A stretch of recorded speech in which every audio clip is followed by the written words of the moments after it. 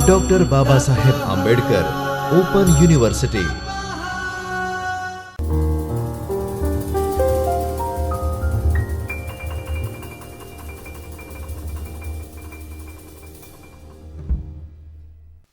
नमस्कार विद्यार्थी मित्रों, मैं doctor Shailesh Wankar, associate professor doctor Baba Saheb Ambedkar open university Ahmedabad के ज्योतिर्मय परिसर में स्थित चैतन्य स्टूडियो से बोल रहा हूँ। आज हम SYBA के अंतर्गत नाट्य विधा में से एकांकी का परिचय प्राप्त करेंगे। आज हम सीखेंगे कि एकांकी का उद्भव कैसे हुआ था और एकांकी का धीरे धीरे विकास कैसे होता रहा, इस पर बारीकाई से हम चर्चा करेंगे। तो सबसे पहले हम चर्चा करेंगे कि एकांकी क्या है, एकांकी की परिभाषा क्या होती है। तो आइए देखते हैं एकांकी क्या है। एकांकी जो साहित्य है उसमें एकांकी की विविध आलोचकों ने आलोचना करते हुए परिभाषाएं दी है। तो एकांकी जो है वो एक अंक की स्वतंत्र विधा है। कई लोग ऐसा मानते हैं कि नाटक का कुछ एक हिस्सा या नाटक का एक अंक एकांकी होता है, लेकिन एक गलत है, क्योंकि एकांकी स्वतंत्र विधा है। जैसे उपन्यास है, कहानी है, नाटक है, बिल्कुल उसी तरह एकांकी जो है वो एक स्वतंत्र विधा है, किसी नाटक का अंश नहीं है। जैसे कि 10 रूपक और साहित्य दर्पण में वर्णित नाटक, प्रकरण, व्यायोग, प्रहसन, भाण, विधि इत्यादि रूपक और नाटिका, गोष्ठी, षट्क, प्रकाशिका, विलासिता, प्रकरणिका आदि उपरूपकों को आधुनिक एकांकी साहित्य का पूर्ण रूप माना जाता है। कहने का मतलब ये है कि एकांकी जो है वो एक स्वतंत्र विधा है और आगे हमने देखे इस तरह के अलग अलग भागों में विभाजित होती है। नाटक और एकांकी दोनों वस्तु अलग है। एकांकी जो है वो 15वीं और 16वीं शताब्दी में अपने नैतिक मूल्यों की विषय वस्तु के साथ अंग्रेजी नाटकों को सुंदर बनाने के लिए प्रहसन को भी जोड़ दिया था। एकांकी जो है वो हमें संस्कृत साहित्य में देखने को मिलती है। संस्कृत साहित्य में जो देखने को मिलती है, फिर अंग्रेजी साहित्य में आया और फिर बांग्ला साहित्य में आया और फिर हिंदी में ज़्यादातर एकांकी का लिखा गया है। तो डॉक्टर राम कुमार वर्मा ने एकांकी के बारे में कहा है कि एकांकी नाटक में अन्य प्रकार के नाटकों की अपेक्षा विशेष होती है। उसमें एक ही घटना प्रधान होती है और वह घटना नाटकीय कौशल्य से ही कौतूहल का संचय करते हुए चरम सीमा तक पहुंचती है। उसमें कोई अप्रधान प्रसंग नहीं रहता, प्रत्येक वाक्य प्राण की तरह आवश्यक होता है। कहने का मतलब ये है, राम कुमार वर्मा कहा, कि एकांकी जो है वो नाटक की अपेक्षा बहुत कम होती है, लेकिन घटना प्रधान होती है। किसमें एक घटना मुख्य होती है और इसी के आधार पर वो चलती रहती है। अब हम एकांकी की परिभाषा क्या होती है इसके बारे में चर्चा करेंगे। तो विषय की दृष्टि से एकांकी जो है वो पौराणिक, धार्मिक, ऐतिहासिक, सामाजिक, राजनैतिक, व्यंग्यपूर्ण, अर्थपूर्ण आदि कई प्रकार के होते हैं। कहने का मतलब एकांकी की जो कथा वस्तु है वो पौराणिक भी है, धार्मिक भी है, ऐतिहासिक है, सामाजिक है, राजनैतिक है, और व्यंग से ओतप्रोत रचना भी होती है, अर्थपूर्ण रचना होती है। स्वप्न रूप एकांकी काव्य एकांकी शैली में उसे बायोस्कोप, मंच, थिएटर, टीवी, रेडियो, रूपक, ड्रामा इत्यादि माध्यमों से प्रस्तुत किया जाता है। एकांकी जो है उसे प्रस्तुत करने के लिए ये सब स्टैंड है उनके। सेठ गोविंद दास के अनुसार एकांकी की परिभाषा हम देखेंगे कि एकांकी की रचना एक ही विचार पर होती है, इस विचार संघर्ष से होता है तथा एकांकी में इसका कोई एक पक्ष प्रस्तुत किया जा सकता है। कहने का मतलब ये है कि कोई एक विचार, चाहे वो धार्मिक विचार हो, राजनीतिक हो, पौराणिक हो, व्यंग हो, लेकिन कोई एक विचार पर आधारित एकांकी रहती है। इसमें कोई एक विशेष पक्ष को प्रस्तुत किया जाता है एकांकी में। तो ये है एकांकी की परिभाषा। अब हम एकांकी के प्रमुख तत्वों के बारे में चर्चा करेंगे। सामान्य तौर पर हमने कहानी पढ़ी है, उपन्यास पढ़ा है, नाटक पढ़ा है, तो इसी के आधार पर हमने ये भी देखा है कि प्रत्येक उपन्यास, कहानी, नाटक वगैरह का अपने अपने तत्व होते हैं, उसका बंधारण होता है।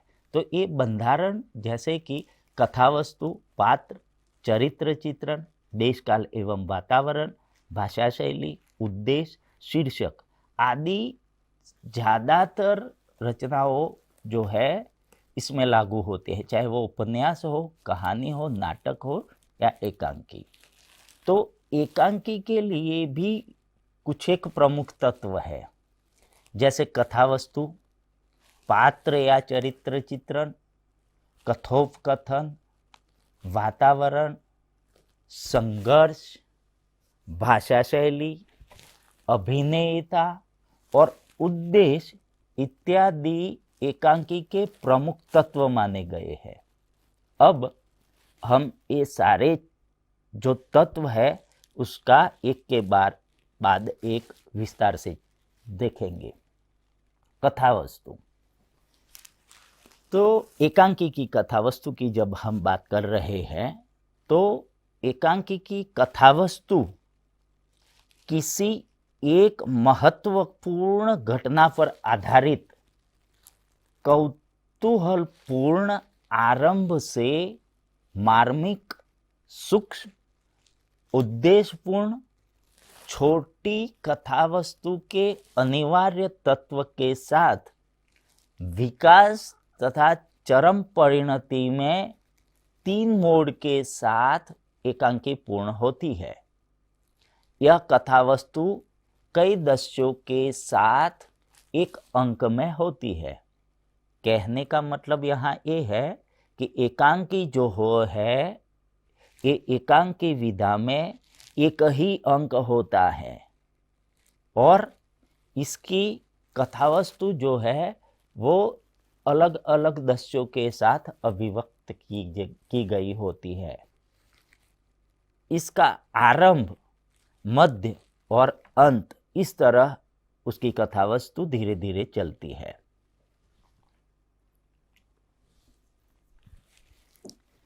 कथावस्तु के बाद आता है पात्र एवं चरित्र चित्रण। तो एकांकी जो है उसके प्रमुख जो पात्र है वो 1 या 2 ही होते हैं और सारी जो कथावस्तु है वो दोनों पात्रों के इर्द गिर्द चलती रहती है। कहने का मतलब कथावस्तु जो है वो सीमित है, पर जो प्रमुख पात्र है, प्रमुख पात्र भी सीमित है, 1-2, इससे ज़्यादा पात्र नहीं होते। तो सारी कथावस्तु ये दोनों पात्रों के इर्द गिर्द घूमती रहती है। पात्रों के क्रियाकलाप, कथनों के द्वारा पात्रों के चरित्र का चित्रण किया जाता है। जो पात्र है उनकी एक्टिविटीज जो रहती है पूरी एकांकी में उनका जो क्रियाकलाप रहता है, उनको जो कथन है उनको बोलने के, वो जो कथन कहते हैं, बोलते हैं, उसी के आधार पर ही वह पात्र अपने चरित्र को उजागर करने का प्रयास करते हैं। इसमें एक और है कथोपकथन शैली। तो एकांकी जो है, इसका एक प्रमुख तत्व माना जाता है कथोपकथन शैली, क्योंकि एकांकी में संवाद योजना बहुत ही सारगर्भित, सूक्ष्म, सजीव, गतिशील, चुस्त होती है। इसके माध्यम से कथावस्तु का विकास एवं चरित्रों के ऊपर प्रभाव पड़ता है। तो जो संवाद कला है वो एकांकी के लिए बहुत ही महत्वपूर्ण रहता है। पात्र जो है वो एकांकी में एक दूसरे के साथ बातचीत करते नजर आते हैं। जो डायलॉग है वो बहुत ही महत्वपूर्ण रहता है एकांकी में प्रमुख तत्व के रूप में। इसके बाद आता है वातावरण, देशकाल एवं वातावरण। तो कोई भी एकांकी जो है उसकी कथा वस्तु तत्कालीन देशकाल एवं वातावरण के आधार पर ही गूंथी जानी चाहिए। देशकाल तथा घटनाओं के साथ साथ एकांकी के वातावरण में स्वाभाविकता, सजीवता तथा सहजता उसे प्रभावपूर्ण बनाती है। अब कथावस्तु जो है वो ऐतिहासिक है, किस समय की है, किस काल की है, या फिर व्यंग्यपूर्ण है, इसी के आधार पर तत्कालीन जो परिवेश है, जो रूढ़ि है, जो मान्यताएं है, वो सारी की सारी बातों का उल्लेख एकांकी में आ जाना चाहिए। तभी वह एकांकी उद्देश्यपूर्ण भी बनती है और सार्थकपूर्ण भी। और जो पात्र है, एकांकी के जो पात्र है, वो पात्र संघर्ष का अनुभव भी करते रहते हैं। तो एक अन्य तत्व भी एकांकी में आता है और वह है संघर्ष। तो आधुनिक एकांकी में घात प्रतिघात तथा द्वंद्व या मनोदशाओं का व्यक्त करना अनिवार्य बन जाता है, क्योंकि जो पात्र है उसकी मनोदशा क्या है, किस परिस्थिति के आधार पर एकांकी गूंथी गई है, इसी के आधार पर एक लेखक जो होता है वो एक चौक्कस निर्मित वातावरण गढ़ता है और इसी के आधार पर ही पात्र भी लेता है। और जो पात्र है वो पात्र परिस्थिति के हिसाब से संघर्ष और कॉन्फ्लिक्ट और मनोदशा, उसकी क्या मनोदशा है उसका वो प्रस्तुत करता है। इसके बाद आता है भाषा शैली। तो एकांकी की भाषा शैली सरल तथा पात्रों के अनुकूल होती है। भाषा जो है वो सरल, आसानी से समझ में आ जाए, इस तरह की भाषा का एकांकीकार प्रयोग करता है। विषय के अनुकूल भाषा सारगर्भित होती है। परिणाम स्वरूप पाठक जो होता है, श्रोता जो होता है, उसे समझने में आसानी रहती है। परिणाम स्वरूप एकांकी की जो भाषा है वो सरल, सीमित और तथ्यात्मक होनी चाहिए। एक अन्य तत्व भी है अभिनेता, और ये अभिनेता एकांकी का प्रमुख तत्व माना गया है, क्योंकि एकांकी जो है वो अभिनय करने की विधा है। किसी भी नाट्य रचना की जान उसकी अभिनेता होती है। एकांकी में दृश्यों का संयोजन इस प्रकार किया जाता है कि वह रंगमंच पर अभिनीत हो सके। तो ये जो एकांकी है वो रंगमंच पर अभिनीत की जाने वाली विधा है। परिणाम स्वरूप अभिनेता का गुण इसमें होना अत्यंत आवश्यक है। अंत में एकांकी का जो प्रमुख और अंत का जो तत्व है वह है उद्देश्य। एकांकी में एक उद्देश्य होता है। कोई भी एकांकी की रचना कथाकार करता है तब इसमें विशेष प्रकार का उद्देश्य को लेकर वह रचना लिखता है। एकांकी जो है वो समाज को जागरूक करने के लिए, पौराणिक कथा को समाज के सम्मुख रखने के लिए, जैसे स्वातंत्रोत्तर साहित्य में हम देख सकते हैं कि गुलामी की जंजीरों से बाहर निकलने के लिए, समाज को जागृत करने के लिए जो एकांकीकार है वो एकांकियाँ लिखा करते थे। तो ये एक सुद्देश्य रचना होती है। एकांकी जो है इसका चौक्कस परिपूर्ण रूप से एक उद्देश्य रहता है और वो उद्देश्य के आधार पर ही एकांकीकार एकांकी की रचना करता है। तो मित्रों धन्यवाद। ऐसे ही एक दूसरे लेक्चर के साथ हम फिर मिलेंगे। तब तक के लिए मुझे इजाज़त दीजिए। धन्यवाद। स्वाध्यायः